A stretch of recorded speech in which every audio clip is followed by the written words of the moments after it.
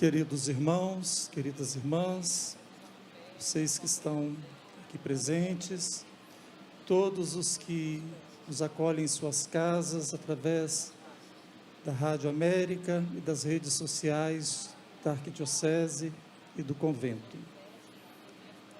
Reunidos nesta manhã, alegramo-nos com a Mãe do Ressuscitado, Nossa Senhora da Penha, Senhora das Alegrias, nossa padroeira, celebrando o seu dia nesta que é a maior manifestação religiosa do Estado, recém-elevada a patrimônio cultural do Brasil. Nosso reconhecimento e mais profundos agradecimentos ao senador Fabiano Contarato, por este presente que ele concedeu ao nosso Estado, à nossa Igreja e à Mãe do Senhor. Viva Nossa Senhora da Penha!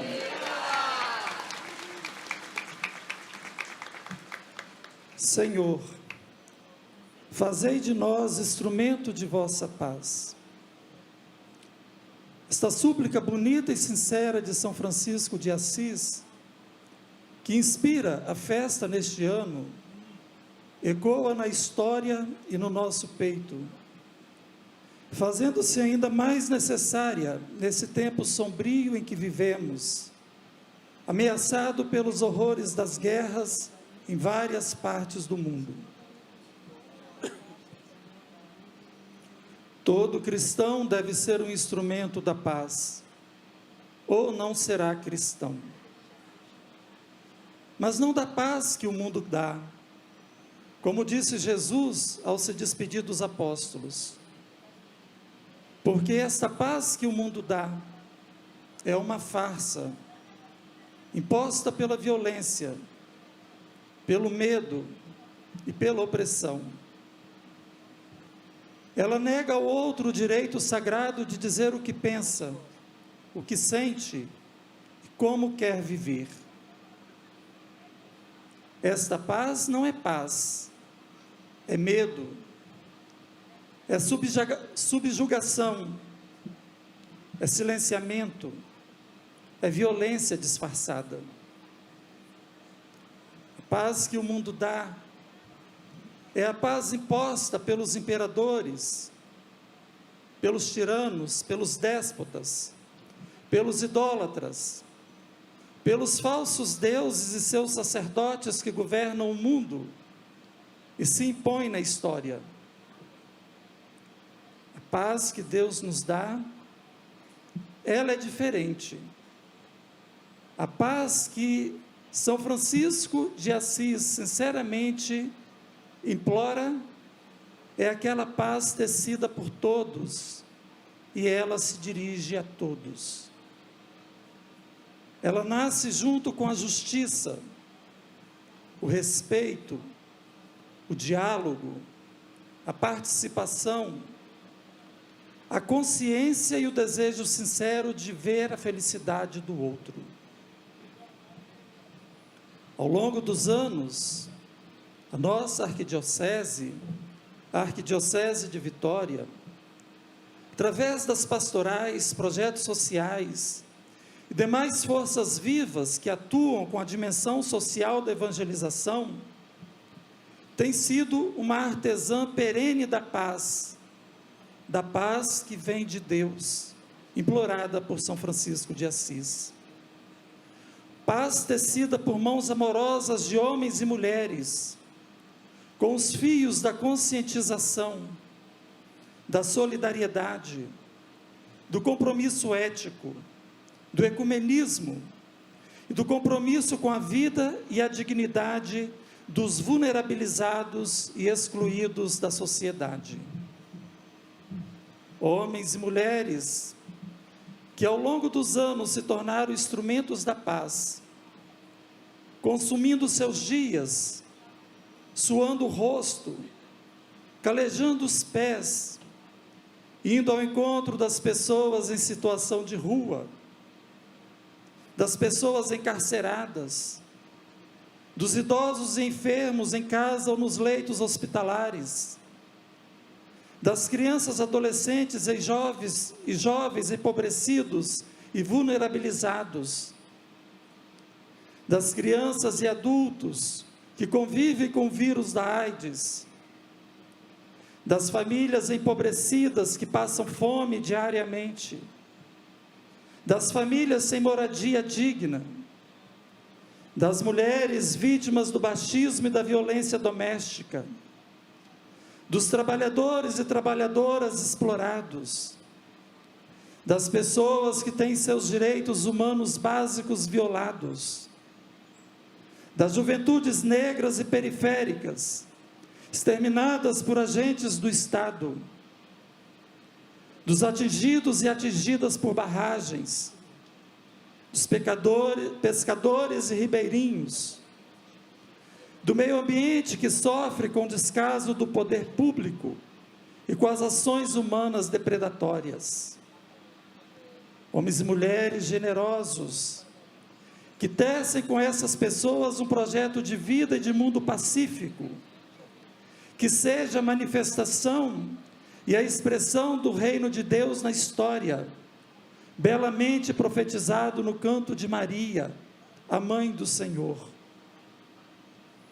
As palavras de Maria que acabamos de ouvir no Evangelho de São Lucas manifestam o amor e a predileção de Deus pelos empobrecidos, humildes e fragilizados, contestando as formas de governos que desprezam a vida e a dignidade das pessoas, valorizando tão somente o poder e a riqueza. As palavras de Maria condenam com veemência a humilhação e a opressão dos empobrecidos e excluídos, vítimas de sistemas políticos e econômicos, que idolatram o lucro, estimulam a competição e promovem guerras, como faz o neoliberalismo em nossos dias.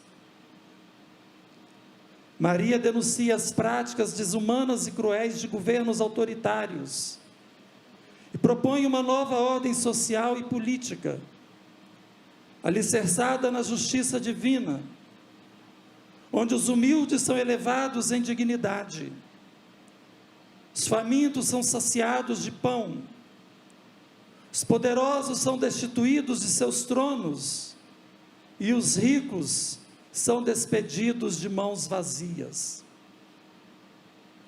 Ela propõe a inversão da ordem dos sistemas políticos, que se impõem com o uso de armas, fazendo guerras que destroem povos e nações ao longo da história, e que hoje, nos nossos dias, colocam em risco a nossa própria existência. É neste contexto, irmãos e irmãs, um contexto extremamente desafiador em que vivemos, que a súplica de São Francisco de Assis deve ecoar com mais intensidade em nosso interior. Senhor, fazei de nós um instrumento de vossa paz. Sim, irmãos e irmãs, precisamos ser instrumentos da paz de Deus para transformar o mundo. Começar pela nossa realidade. Vivemos em um estado extremamente violento. Nossas comunidades sofrem dia e noite com a violência. Sequer conseguimos dormir direito com tantos tiros ao longo das madrugadas. Embora seja noticiado que houve diminuição de homicídios no estado, nossas comunidades estão muito longe de serem comunidades e de se sentirem comunidades seguras. Em nome do combate ao tráfico de drogas e de armas, travam-se verdadeiras guerras nas periferias que vivemos. O próprio Estado pratica violências. São mais de 25 mil encarcerados, sua maioria absoluta jovens empobrecidos, negros e periféricos, sem mencionar o rastro de sangue de corpos tombados diariamente nas periferias do Estado. Jovens e adolescentes negros empobrecidos, moradores de periferia, tratados como inimigos do Estado, sob o olhar complacente os aplausos dos serviçais da morte. No fundo, todos nós sabemos que essas ações não têm o objetivo de acabar com o tráfico ilícito de drogas e de armas. Todos nós sabemos que os jovens das periferias que atuam no tráfico logo serão presos ou mortos, porque a vida deles é uma vida descartável, tanto pelos seus chefes, quanto pelas nossas instituições e por boa parte da sociedade. Sabemos que esses jovens não comandam e muito menos se enriquecem com o tráfico. Na verdade, eles só pagam a conta para o deleite da classe média e rica, que consome as drogas em larga escala. Todos nós sabemos que o lucro do tráfico financia campanhas políticas, compra igrejas, e está na conta dos investidores do coração financeiro do país e dos paraísos fiscais.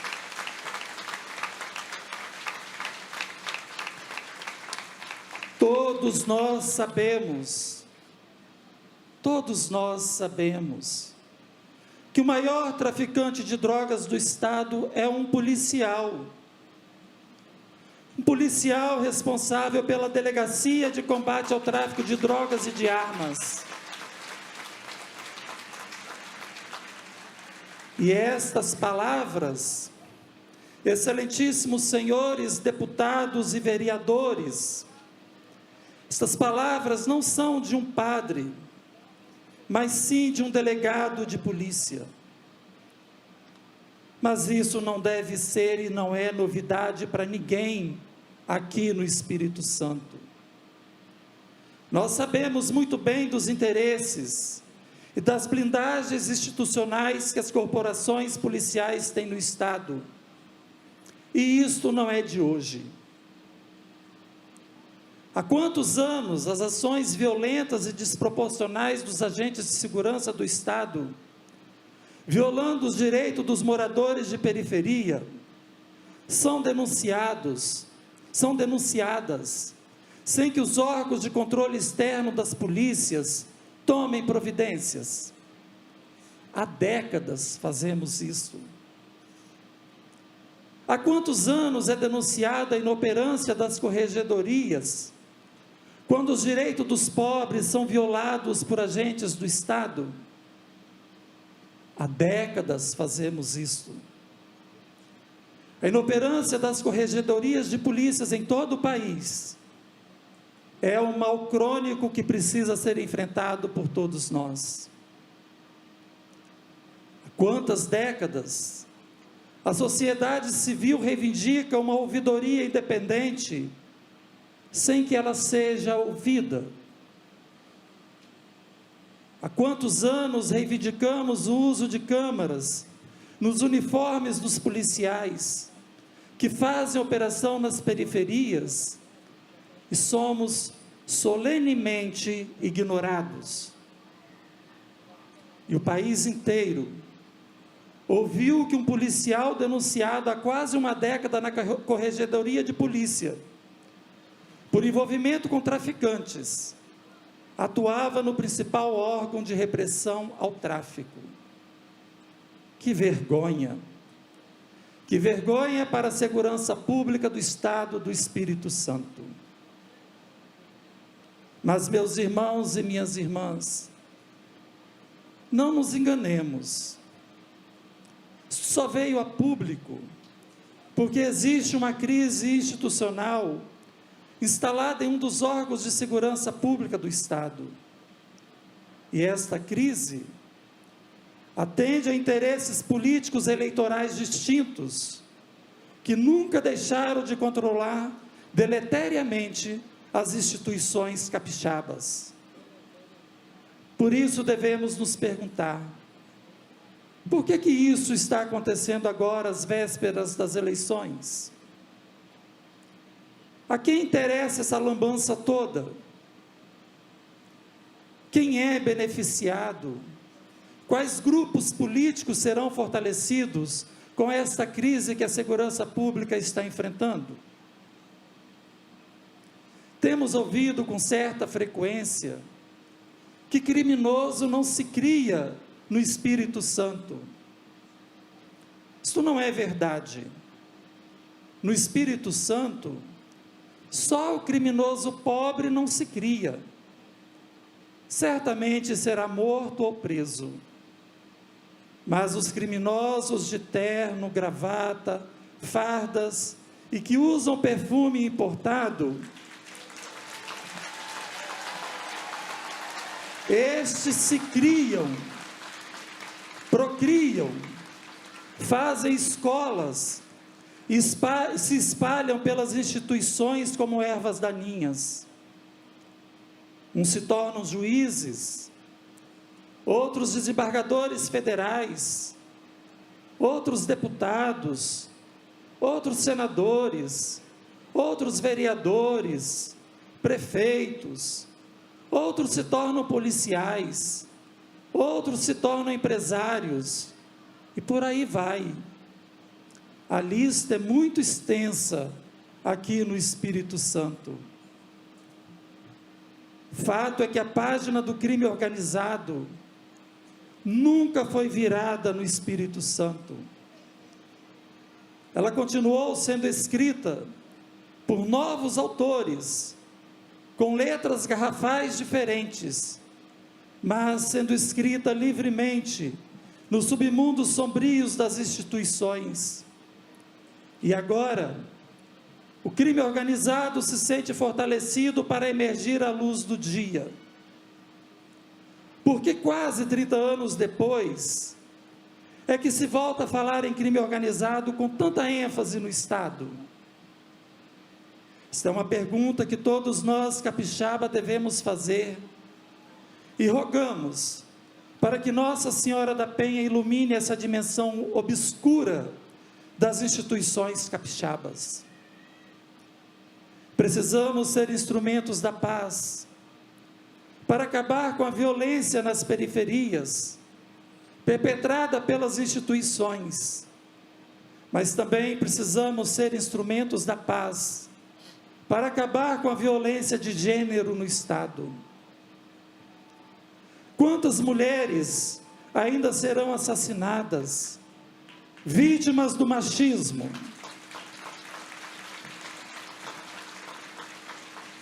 Só este ano já foram mais de 30. Isto, meus irmãos e minhas irmãs, é uma coisa horrível. O machismo é um pecado grave que destrói a vida e a dignidade das mulheres.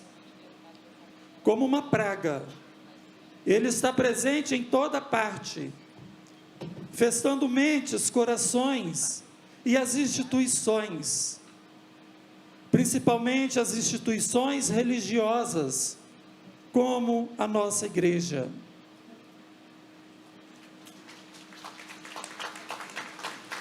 Nós, igreja, temos uma dívida histórica com as mulheres. Precisamos refletir e falar sobre isso. Quantas Daniele Toneto, Francisca Chaguinha Dias, Deise Barbosa, mortas por policiais denunciados, mas que atuavam livremente nas suas funções. Thaís Rios, Juliana, Fabiane Riso, Andréa Cristina da Silva, Juliana dos Santos, Sara da Cruz, Milena Gotardi, Araceli, serão enterradas, até que nós cristãos compreendamos que precisamos enfrentar os discursos e as práticas machistas naturalizadas em nosso meio, por pessoas e pelas instituições. Meus irmãos e minhas irmãs, como o santo pobre de Assis, elevemos a Deus uma súplica. Senhor, fazei-nos instrumento da paz, para acabar com a violência contra as mulheres, contra as crianças, contra os adolescentes, contra os membros da comunidade LGBTQIAP+. Senhor, fazei-nos instrumento da paz para acabar com o racismo estrutural, que exclui, humilha e mata diariamente a juventude negra no nosso estado. Senhor, fazei-nos instrumento da paz, para acabar com a fome que ainda atinge milhares de famílias no Espírito Santo, milhões de famílias no nosso país, um país tão rico, quase autossuficiente em produção de alimentos. Não falta comida no Brasil, o que falta é a distribuição desta comida. Senhor, fazei-nos instrumento da paz, para defender a vida em todas as suas dimensões e promover a dignidade humana, fundamento de toda ação evangelizadora da Igreja. Queridos irmãos, queridas irmãs, ser instrumento da paz é assumir uma postura firme diante das injustiças, sem medo das consequências. É denunciar o pecado estrutural que gera exclusão, violência e morte. É anunciar a esperança que nasce do Evangelho de Jesus Cristo, dos lábios proféticos de sua mãe Maria. A paz que Jesus nos oferece não é simplesmente a ausência de conflitos, mas é a presença da justiça. Não é o silêncio e o medo diante da opressão, mas a coragem para enfrentar as estruturas que geram desigualdades e sofrimentos. Celebrar a festa de Nossa Senhora da Penha, Senhora das Alegrias, é renovar em nós o compromisso com a construção da paz verdadeira, aquela que nasce do amor e se concretiza com a justiça. Nesse tempo pascal, quando celebramos a vitória do Cristo sobre a morte e sobre o pecado, somos convidados a renovar a nossa fé, a nossa esperança, fortalecendo a nossa identidade de cristãos católicos, que defendem, que se comprometem, que lutam pela vida e que constroem a paz. Que Maria, mãe do ressuscitado, interceda por nós e nos ensine a ser, seguindo o seu exemplo, instrumentos da paz em nossas famílias, em nossas comunidades e no mundo inteiro. Que a Senhora da Penha, padroeira do nosso estado, nos ajude a caminhar com fé, coragem e esperança, comprometidos e comprometidas com a construção de um mundo novo, um mundo mais justo, mais fraterno, mais solidário, onde todos e todas realmente sejam felizes e vivam em paz. Viva Nossa Senhora da Penha!